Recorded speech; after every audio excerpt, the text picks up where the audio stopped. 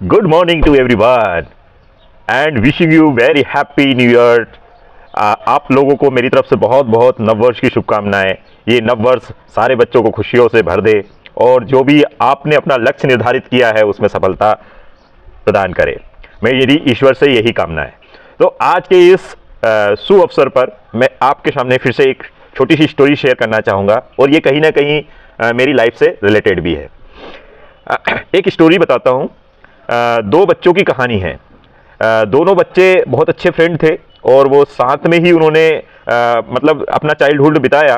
जब वो class six की बात होगी, आई थिंक क्लास सिक्स से स्टार्ट किए। एक बच्चा जिसमें से थोड़ा अमीर था, मतलब जिसके मम्मी पापा या परिवार वाले उसकी सारी इच्छाएं पूर्ति कर सकते थे, और एक बच्चा जो कि थोड़ा सा कहें कि मध्यम परिवार का था। उसके पास या उसके पेरेंट्स के पास इतना कुछ ज़्यादा नहीं था कि वो उसकी पूर्ति कर पाए।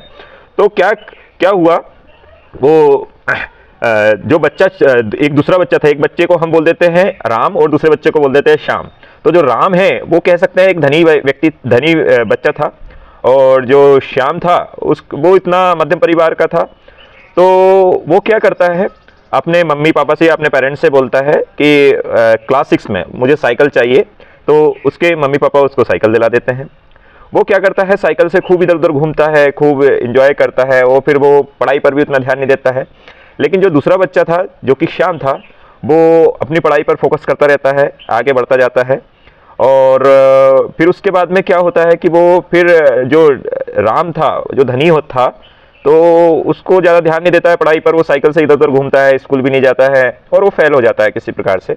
लेकिन जो एक दूसरा बच्चा था जो कि श्याम था, वो अपनी पढ़ाई जारी रखता है और क्लास एट्थ में पहुंच जाता है। और क्लास एट्थ में भी वो अच्छी अच्छी तरीके से पास हो जाता है, टॉप कर लेता है। उसके बाद में क्या होता है, वो कहीं दूसरी जगह पढ़ने चला जाता है। लेकिन वो जो दूसरा धनी बच्चा था वो छोड़ दिया होता है, पढ़ाई को छोड़ दिया होता है। फिर पता चलता है उस बच्चे को जब वो नाइन्थ में जाता है कि वो जो राम है उसने तो वो साइकिल को बेचकर या साइकिल को खराब करके फिर उसने स्प्लेंडर ले ली। लेकिन जो दूसरा बच्चा था श्याम, वो अभी भी पैदल, साइकिल से पहले भी पैदल जाता था स्कूल, अभी भी वो पैदल ही जा रहा है। उसके बाद में फिर क्या हुआ, जैसे ही वो बच्चा आगे बढ़ता रहता है, श्याम नाइन्थ कर लेता है, टेंथ में भी वो अच्छा टॉप कर लेता है। लेकिन वो जो राम था, जो धनी बच्चा था, वो क्या करता है, वो पढ़ाई तो छोड़ दिया होता है, फिर वो स्प्लेंडर को भी खराब कर देता है। मतलब अपनी जो एक पहली बाइक खरीदी थी उसको भी खराब कर देता है बस। और अगर घूमता है तो इधर उधर अपना समय खराब करता है।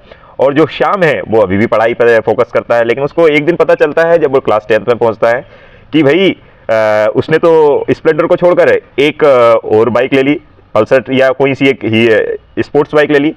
फिर उसके बाद में क्या होता है, वो बच्चा फिर से आगे पढ़ता है और कॉलेज में जाता है। अब वो कॉलेज में जाता है, फिर उस कॉलेज में जाता है, फिर अपने जॉब से वो एक साइकिल खरीदता है। लेकिन तब तक उसको पता चलता है कि जो धनी बच्चा था, जो घर से ठीक ठाक था, वो क्या करता है, कार ले लेता है और कार से खूब घूमता रहता है। लेकिन अभी जो श्याम था, पढ़ते हुए अपनी कमाई से एक साइकिल ले लेता है।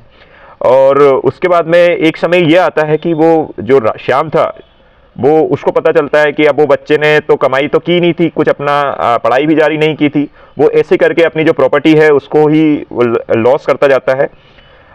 और जो एक बच्चा था जो कि अपने बचपन को थोड़ा सा कंजेस्टेड निकाला, मतलब कि उसको सारी पूर्ति नहीं हो पाई, वो अपनी मेहनत से आगे सब चीज़ अर्न करता जाता है।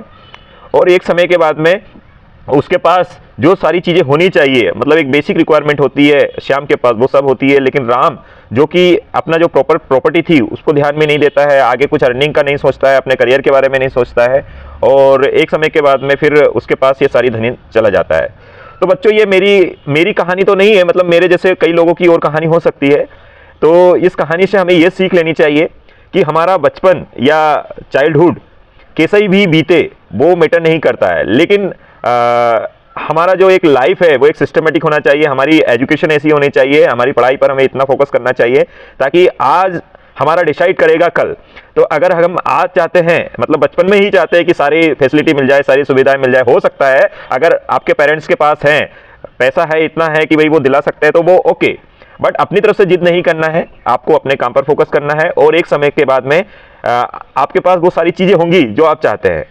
तो मेरी आप सभी से यही हैप्पी न्यू ईयर या नए नववर्ष में मैं यही चाहूँगा कि बहुत ज़्यादा एक्सपेक्ट नहीं करें, दूसरों से स्पेशली हाँ, खुद से एक्सपेक्टेशन रखें, लेकिन एक लिमिट तक कि मुझे ये करना चाहिए, और उसके लिए अपना दिन और रात एक कर दे, तो ये पक्का है कि एक दिन आप सक्सेस होंगे और हाईली सक्सेस होंगे।